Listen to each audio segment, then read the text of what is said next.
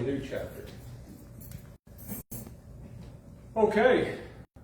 Well, there's going to be some interesting things to talk about tonight, things that we don't really talk about too often. And I think it'll be very instructional, very good. Hopefully we have a good discussion. But primarily, we're going to continue to talk about the duties of the evangelist. But then, secondly, as we're going through here, we can see that there's application of this for others other than the evangelist, in that we'll see here what God expects out of women, out of godly women. You know, I thought about that as I was going through here. So if you're going to have these widows that are, from my version, it refers to them as widows indeed. In order for them to be that, they have had to have lived a certain way. And so when you look at how they lived in a certain way, you realize this is what God expects out of women. So from that perspective, it's very good, a good study, and be good for us. And then the other thing, what was the other thing? There were three things I wanted to start off with, and I forgot the third. All right, well, let's get moving into the text here. By way of reminder, Paul has repeatedly stated that Timothy is to do these things. He says, these things command and teach. So it's like this common denominator. So I've made this list so far of 9 things related to that, and then we'll see another one tonight.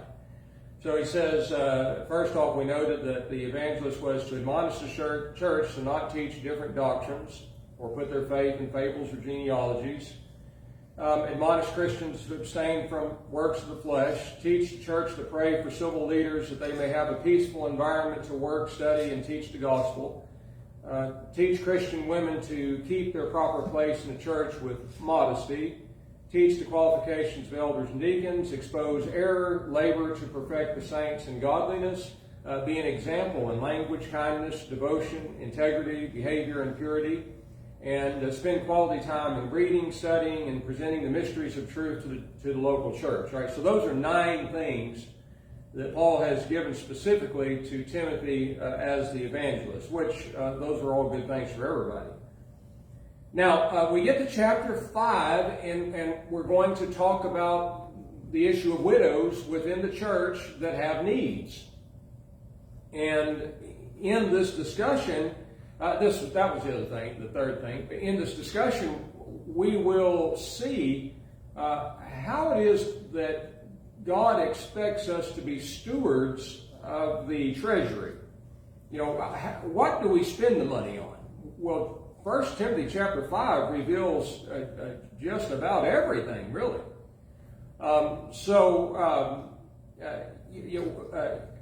think sometimes, I pretty much know that sometimes, preaching for all these years, and you guys being members of the church all these years, sometimes people get the idea that the church is some kind of a bank or something that you can withdraw cash from.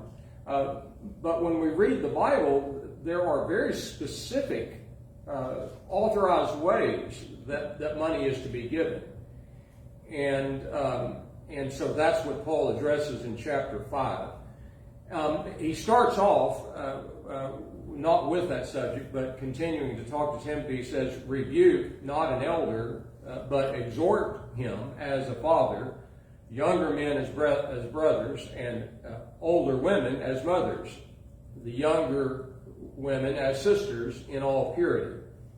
So the word elder here again is this presbyteros, but this is an individual here, not an elder in the church. This is a senior or one who's advanced in years. So we're talking about an older man. So how is it that you handle an older man? Well, you don't chide him and scold him and rebuke him, but rather you exhort him. Now that word has interesting meaning as well. It means to urge, to prod, or to press. I'd like to hear what you have to say or your thoughts on that. But the inference is obviously that an older man is not doing what he should be doing, and so here's a younger evangelist, and he's got to get this guy doing what he needs to be doing. Well, you don't chide him, scold him, but rather you prod him, you urge him. I would say, as I read through that the idea is use a little wisdom and have a little respect for somebody who's a lot older than you. That's what I get out of that. And basically says that you do this as a father. So, you wouldn't come up to your father and just scold or chide your father. That wouldn't be very respectful. But if your father needed to do something, and it's obvious that there's got to be some urging and some prodding in a wise way. And so the same thing with younger Christians. There will be those who are younger than you within the church, and you want to treat them the same way. Older women as a mother, treat the younger as though they're your own brother. An older woman as though she were your own mother. And younger sisters, and he says, in all purity, which is the idea of being innocent and blameless. So however you're going to handle the situation, you've got to remain innocent and blameless. And then in verse 2 he says, honor widows. Now this is where he gets right to the subject that will be our predominant discussion this evening. Honor widows that are widows indeed. Now that's a phrase, probably you need to highlight that or bookmark that in your mind, because that's what we're going to focus on throughout the remainder study tonight, basically. So what we want to do is identify who this widow indeed is and what makes her different than other widows. So the text is going to reveal this, and it's important for us to make that distinction because there will be times when there are needs that need to be met, and as uncomfortable as these types of situations are, there has to be questions asked. So if there is a widow who's in need, we're going to see that the very first question to ask is, do you have family to take care of you? And we will see in the text that it is their responsibility, and later at verse 16 you say, do not let the church be burdened. So family needs to take care of family. And I'll use my own self as an example. My mother is a widow. She has needs. Whose responsibility is it? It's mine. I need to meet those needs. And we'll see that throughout the text. But it's good to talk about these things. I think that probably, maybe I'm just thinking about my own self and years gone by. We haven't really talked about these types of subjects a whole lot. And how the church is to use the church treasury and so forth. But let's go on. Let's again. So you want to honor widows. That is, you treat them as valuable people with decency. And then we want to identify those who are truly. The idea of a widow indeed is the idea of this is truly a widow, and she's going to be this qualified one as we go through the text and see. Verse 4 he says, but if any widow has children or grandchildren, let them learn first to show piety towards their own family and to requite their parents, for this is acceptable in the sight of God. Okay, if any have widows, all right, are there widows in your family? All right, so he just mentioned the widows, and now he says if there's any widows in your family, well, what is the inference? The inference is that these widows are in need. And they're going to have these needs met, as we're going to go through and see. They're too old to work. And so they've got to have somebody take care of them. They don't have a husband. Husband's dead. He's died. He's gone. But if any widow has children or grandchildren, let them learn first to show piety. Now, my version says piety, but the idea is to be dutiful towards relatives. Dutiful towards relatives. In other words, children and grandchildren have duties to their mother and their grandmother. And now I'm going to pause here because I know probably everybody's thinking this. Well, I know, and maybe it's even in your own family. My kids don't care at all about me or my needs, or my grandchildren don't care anything. They're not about to meet any of my needs. Well, again, these are God's instructions to Christians. So as we are studying as God's people, and so I have a mother who is a widow, so these instructions apply to me. And I don't have a grandmother anymore. Both my grandmothers are gone now.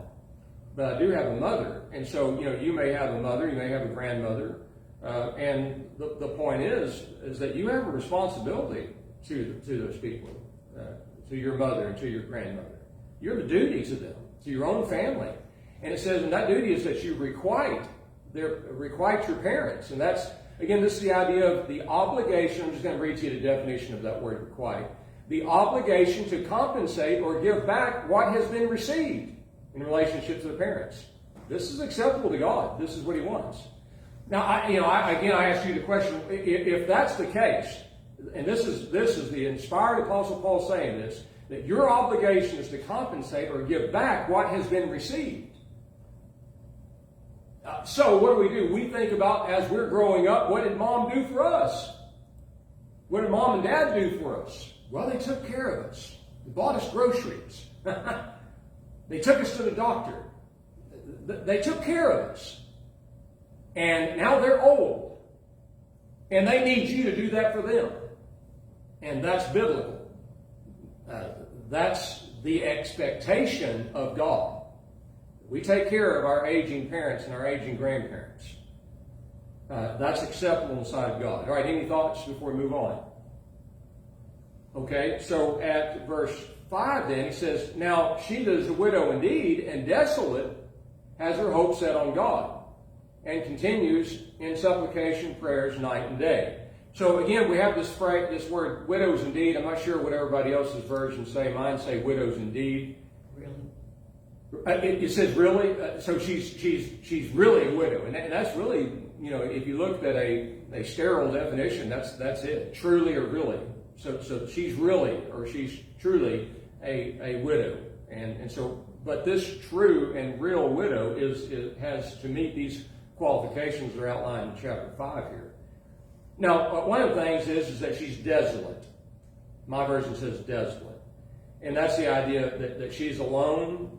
She's single, so she has nobody. And so this widow indeed is in a situation where she doesn't really have anybody to help her. And she has her hope set on God and continues in supplication, prayer, night and day. So this is a woman of faith. And she prays. She prays in the morning, she prays in the evening. And she's mindful of the things of God. She hopes in the promises of God. She lives this way, as we're going to see even further. But what is he doing? He's painting a picture here of this woman that is to be supported from the church treasury, is what we'll eventually get to. Did you have your hand up? Yeah. I was just going to say, it seemed to me like this, what we're reading here is what was laid out in Acts 6 for these men to turn their attention to.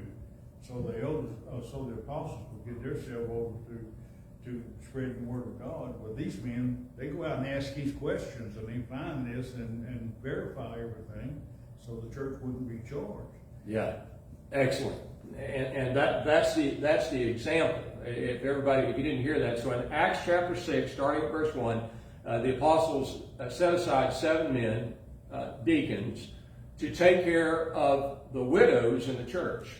So there would be widows, and as we'll see, go through the text here this evening, that would be enrolled as widows indeed, and they would be taken care of by the church. And that's a great example, Acts chapter 6. And it sounded like they were, of course, the church in Jerusalem was enormous, thousands and thousands of people. So you imagine there's going to be a lot of widows in a congregation like that. Every church has widows. We have widows with us tonight, of course. Okay, but she's a very spiritual person, is what we're seeing so far. A woman of hope. She prays. And verse 6 it says, but she that gives herself to pleasure is dead while she lives. Okay, so that word but is often a conjunctive particle that is oftentimes rendered whereas or on the other hand. So on one hand you have this widow that is godly, puts her hope and trust in God. She prays often, morning and evening. But on the other hand, you have this widow that gives herself to pleasure. And that's all one word. Again, I'm looking at the American Standard Version, but gives herself to pleasure is all one word in the Greek. And it means to live luxuriously, voluptuously, given to spent or in employment of luxury, pleasures, or sensual gratifications, greed, lust, and nastiness. I'm just reading the definition. So she's given herself to that. So what we have is a contrast. And so while she is living, she is actually dead. Real quick, Bob Dodson, he's passed away now. I sure did like old Bob. He was a preacher in California, but he came and held a meeting for us one time. The title of his meeting was "The Night of the Living Dead." He always had these crazy titles to his sermons. But you know, so that's somebody who's living physically, but they're dead spiritually. Ephesians 2:5. And then, you know, the Bible language for life. Remember, Jesus says, "I'm the bread of life." And Paul says in Romans 5:18, where he talks about being the justification of life. So you have a life and death as opposed to being someone who is living right, basically, and one who's not living right, living in sin. They're dead. Well, you can't support this dead widow who's, of course, living in sin from the church treasury. Verse 7, "These things also command that they may be without reproach." Okay, so again, this is a specific instruction to Timothy, and that's that uniform common denominator of all these duties for the evangelist. He says, Paul tells Timothy, these things command. In order that the consequences of you doing this is that these widows would be without reproach. So if you teach the widows in all of your teaching that this is godly living, this is living with hope and praying, a life of prayer, well, it produces widows that would be without reproach. Now again, that's a specific Bible word that has very specific meaning. And listen to this. Again, remember what we said. We see what God expects out of women as we study this, but that to be without reproach means to be irreprehensible, impeccable, immaculate, perfect, or flawless, without blame. That's the definition of that word. So good, solid teaching promotes this flawless life from these widows. And again, you know, I know probably don't have to say it among those present, but maybe for the sake of anybody who may be later listening to this on Facebook, we're not saying that the expectation is that God is that, well, there is the expectation, but the idea is that you're going to live this perfect life, and if you haven't lived this perfect life where you have at some point sinned, then you're a messed up human being, give up. No, we've all messed up, we've all sinned. But how can I be without reproach? How could this widow be without reproach? How could she be blameless? How could she be impeccable, flawless? Well, the only way that's going to happen is through forgiveness.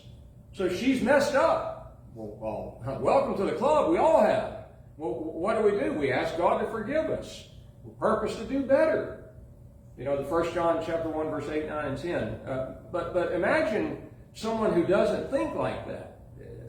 That teaching has to be out there so that people understand, widows in this context understand that if you have lived in this wantonness, lustful kind of way, you need to correct that. And when you teach like that, the consequence will be their impeccable, immaculate, perfect, flawless, without blame life. So again, this is the idea of teaching. It addresses Timothy, his duties, and then the consequences of this duties. But then we're also seeing these widows here. Now, verse 80 says, But if any provides not for his own, and especially for his own household, he has denied the faith and is worse than an unbeliever. Okay, so contextually then, remember what we said. You have widows, and they have children, and they probably have grandchildren in some cases. And so the point is here, Paul says, if any, you children, you grandchildren, if you do not take care, provides literally means to take care of financially, as we see. If you do not take care of your widows, and especially of those of your own household, then what you've done is you've denied the faith. And worse than an unbeliever. Now, I read that and I think, wow, it's kind of, that's pretty intense there. So what does that say? It says, I have the responsibility to be fiscally, is that right? Fiscally responsible for myself.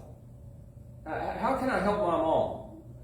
Or maybe somebody's got a grandmother. How can you help your grandmother if you don't have your ducks in a row, so to say? If you're not fiscally responsible, you can't do that. Well, how do you get fiscally responsible? You got to be a responsible human being. You need to get your life in order. I don't want to take this off in a direction that's really not intended. But just one thing to say is that in order to make money, there has to be skill. Everybody knows that. Okay, without skill, there's not much out there. It doesn't take much skill to the proverbial ditch digger. But even they make money. So whatever it is, the idea is that there has to be the mind to work. So if there is no skill, then like I tell my kids, go to school, go to some kind of a system that teaches you a trade, a skill of some kind. You don't want to go through life without a skill of some kind, something that you do that you get paid for doing. That's being a responsible human being. Now remember what the Apostle Paul says, if any man, to the Thessalonians, if any man will not work, what does he say about that? Neither will he eat.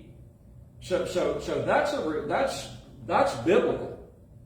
It's our responsibility to work, to provide for ourselves, and for those that are in our family. So again, these are biblical concepts that, like I said, we don't talk about a lot this too often. I think it's kind of, a lot of times it's kind of uncomfortable, but these things have to be said. And so if the person refuses to do this, they have denied the faith. Now, we have seen over and over again where the faith means the Word of God, the truth. That phrase, the faith, with the article in front of faith. And so that's the idea that I have rejected it, I've renounced it, I've refused it. And he says worse than an unbeliever. And these same phraseology, I've got 1 John 2, 22 and 23, and some other passages in 1 John. But these are the characteristics of a liar or an antichrist or that which is a false teacher. These people are those who deny Christ. They reject the Word of God, and the Word of God is telling them to do something, but I'm not going to do that. I'm not going to worry myself with it. My grandmother has great needs, but I don't really care. Somebody else should take care of that. Well, you're worse than an unbeliever. You've denied the faith. You see, the authorized creator of all things is telling us that's what I expect you to do. So again, it's pretty intense, but very instructive. Oh, but my point was with like a trade school or whatever.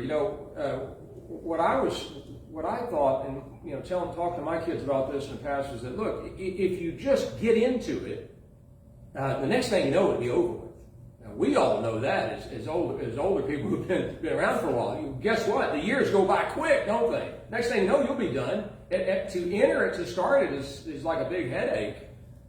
But it'd be over with before you know it. Next thing you know, you've got maybe you got a welder in your hand, and you know how to weld now, or you know how to do whatever. And these things will pay well because it's a skill. But fascinating, I know. Now we go to verse 9, and so here's where it gets kind of interesting. And I open it up for discussion. Love to hear what you have to say. as far as your studies go. But he says in verse 9, let none be enrolled as a widow under 60 years old, having been the wife of one man. Okay, so this word enrolled means to select, to reckon in a number, enter into a list or catalog, or to enroll, to pick out, choose, to be enlisted or enrolled. So that's Liddell Scott and Moulton's word studies. So that's fascinating to me. So there is a local church. Now, Brother Tom brought out Acts chapter 6. So all these widows were being taken care of. And so inferentially, we see here that there is a roll, there is a list, there's a catalog of these women that are in this situation. But not just anybody can be on it. As we see here, if she's under 60 years old, she cannot be on that list. And as we're going to go through here, he's going to state it pretty clearly. But what would you think if she's under 60 years old and she can't be taken care of by the church? Then what does that suggest? It suggests she needs to work. She needs to provide for herself, and we're going to see that very specifically here in a few moments. But she can't be under 60 years old. Retirement age now is 62, so. But God says 60, so he's a little easier on us. In verse 10, he says, she's well reported. Remember, we're defining this widow indeed that is enrolled in order for the church to care for her, like what was happening in Acts chapter 6. So she's well reported of for good works. If she has brought up children, if she has used hospitality to strangers, if she has washed the saints' feet, if she has relieved the afflicted, if she has diligently followed every good work. So again, this is the one that's to be enrolled and to be. Again, I'd like to hear what you have to say, but I get the sense. I think common sense maybe would say that this person that is enrolled as a widow and being cared for by the church, she is monthly taken care of. That's what it sounds to me. I mean, on a monthly basis, or on a every month she needs groceries, she needs this, she needs that. She doesn't have anybody to give her these things. She has some real she has unbelieving children that just don't even care. I don't know, but the inference is that they're being taken care of, not on a one-time basis, but on a regular basis. So in Acts 6, there's a meeting happening, and so there are some that are being neglected in this daily ministration. So again, this is not a one-time help. This is the church helping this person on a regular basis. John. Yeah. This widow under 60, they just sort of threw that there in the middle. So 10 is going back to the real widow, those widows that are really widows? Or is that 10 referring to the widow under 60? I don't know if I'm understanding your question. Okay. I'm sorry. Verse 10, is that referring to the widow that is under 60? Oh, no, okay, no. So this would be the widow indeed. Okay. Yeah. So this would be the one that's enrolled. But widows nowadays, most of them have Social Security. I don't know anybody that don't draw Social Security now. But there are still things that they will need even today. Yeah. Physical things. What is an average Social Security? I know what my mom gets, and it's just really not enough. Maybe 1,000. Yeah. Yeah. Now, I mean, and I think that if you had a better earning wages throughout your life, you're probably higher, or maybe a little lower, depending on what happened. But I know I thought about the same thing. So there is in our country the Social Security issue, but $1,000 a month $1,200 a month. I mean, Nothing. that's not much to live on. So so she's probably going to need some additional help. Once she gets to 65, then they get on Medicaid and Medicare. Which one is that?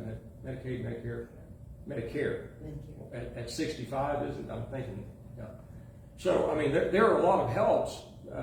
But what could say? Did you have any? Yeah, I'm just going to say, it seems to me like these qualifications for a widow indeed and the younger widows sort of was instituted or set in place to prevent what you brought out at the beginning of your class, that the church is not a money bag for everybody. Yeah. Not even the widows that's under 60 years old. And you know, yeah, they're a widow, but you know, the qualifications are there, and you have to look at them, and you can't just open up the purse. Is what I'm saying. Right. Well, let's just read that. We'll skip ahead and look at the clock. I don't think we're going to make it this far, but going down to verse 16, it says, if any woman that believes has widows, let her relieve them. Let her relieve them, and let not the church be burdened, that it may relieve them that are widows indeed. So there are very, like I said, there probably be some uncomfortable questions that have to be asked in order to establish this widow indeed that she can be taken care of on a regular basis from the church treasury. And this is a use of the church treasury. And I think that we probably have to be very wise in how we word this and carefully. It's not as though, you know, the church is like money hungry and they want to hoard it all for themselves or something. But there should be, in a thriving, healthy church, a good, solid balance, financial balance for these types of things.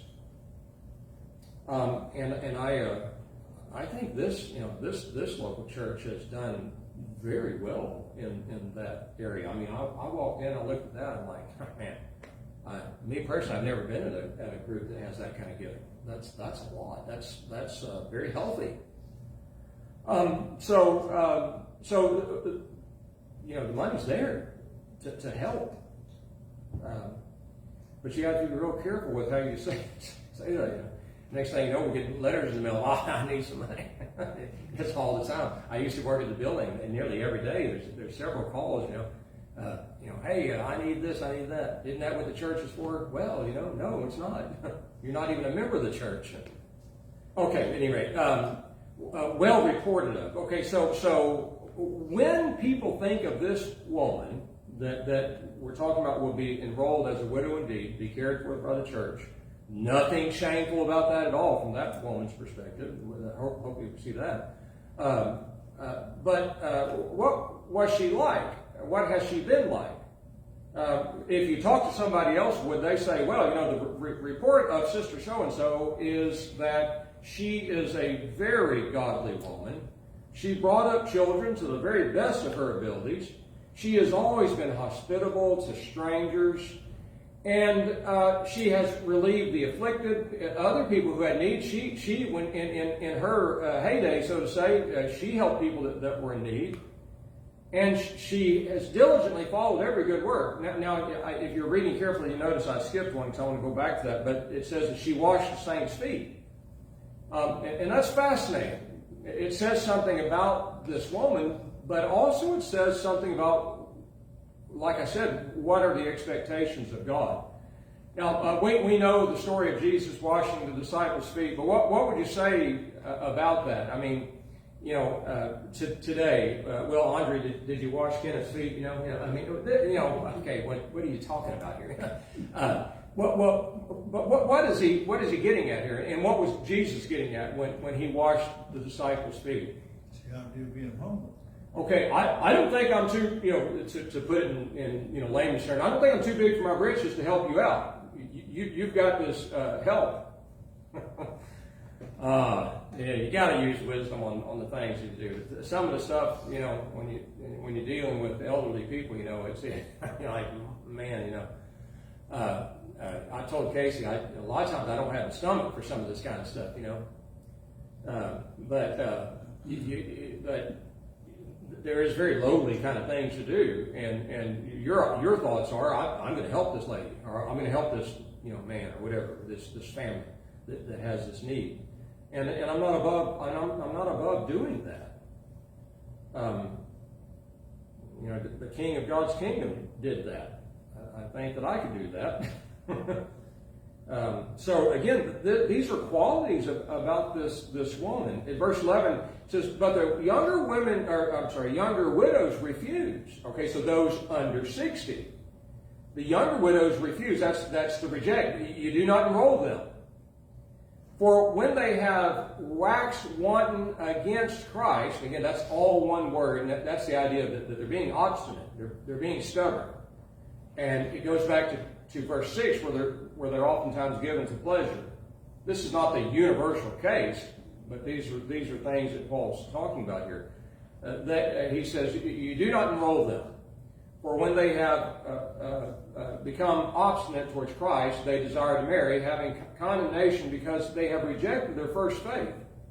So the younger ones may have a tendency to do that, but we've got to keep reading to understand exactly what he's saying here. In verse 12, I went too far. No, verse 13 is where we're at. And withal, they learn also to be idle, going about from house to house, and not only idle, but tattlers, also in busybodies, speaking things which they ought not. Okay, again, I'm looking at this. If I'm a young lady or under 60 years old, I'm saying this is what God expects. First of all, notice that he says that they are to not be idle. Sorry, I got to get that out. They're not to be idle. Now, my version says idle. Okay, so I look up this word and I find it very fascinating. It means unemployed, living without labor, or unenthusiastic about labor. Okay, so we just say, well, let's just put 2 and 2 together. This woman's under 60 years of age. And Paul says, you do not enroll her in this. She should not be taken care of by the church treasury. She should be laboring. She should be working. And I know that a lot of I know ladies that are working into their 70s, and still keeping up. And then things happen though. Sometimes things happen and people are just not able to. A health issue comes up and it whacks them out in life, But here he says that it very specifically uses this word idle. They're unemployed. Which, if you go over to the book of Ruth, it's a great commentary on this chapter, because Ruth was the worthy woman, and what did she do? She worked hard to take care of Naomi, who was her mother-in-law. So, her mother-in-law was a widow, remember? And Naomi worked really hard to take care of her. And so, but these younger ones, he said that they may have this disposition that they're just unenthusiastic about labor. I'm not going to work. Look at me. But boy, study about the worthy woman. In Proverbs 31, the worthy woman, boy, she was a workaholic, burning the midnight oil, candle on both ends. Well, they go from house to house, he says, and not only idle, but he says they're tattlers, which means that they're gossiping. So, and busybodies. They're meddling, and that literally means to meddle or interfere in things that are other people's affairs. So rather than laboring and getting some money to support yourself, you don't have anybody. You're there alone. And I know that you ladies are doing that. You're working and taking care of your needs. But there are some that instead of doing that, they don't want anything to do with work. And so what do? They spend their days gossiping and meddling in people's affairs that they have no business meddling in. They got 2 more minutes, looks like.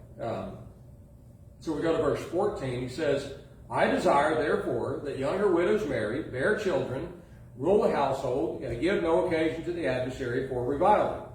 Okay, so we may remember back at 1 Timothy chapter 2 and verse 15 that we brought this verse into view there. And I'm going to go ahead looking at the clock here. it says basically right at 45, and I want to spend a good amount of time talking about this ruling the household. Because remember, it was in the qualifications of the elders were said to rule their household. But then Timothy says here about these women that you get married, bear children, and rule the household. Give no occasion to the adversary for revival. So we got to make sense of that, don't we? We've got to define some terms and look at the consistency of how this is used and understand what he's saying. Okay, and maybe a couple of seconds left. Anybody final thoughts? Is there a place where there's for widowed men? You know, I thought the same thing as I was going through this, and yeah, no, not that I saw, not that I know of. You know, just tough luck for us guys. No, but I would suppose that the children should take care of their aging father as well. You know, any other thoughts of Ronnie? Well, I was blessed with many widowed aunts who drove everybody in the family nuts. You know, I mean, we had to find something for them to do because they were going from house to house and they had no husband to take care of. They lost interest because there was no reason to do it. And, you know, people were trying to find something they could do, somebody they could help, somewhere they could go, because in their idleness, they really became burdens.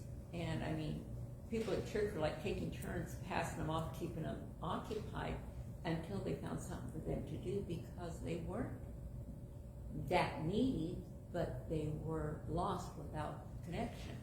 And so working with them and keeping them from becoming that kind of a person keeps them faithful in Christ too. Yeah. And it's a full-time job if you have issues like that because of the loneliness. And so staying away from house to house, busybody, tattling, pointing out everybody's faults, find something useful to serve and help. Yeah, yeah. You know. Well, and y'all were a good family to help them to do that, but that can be a real live application of this right here. So, yeah, if you're not careful, that's what's going to happen. All right, well, we'll pick up at verse 14, Lord willing, next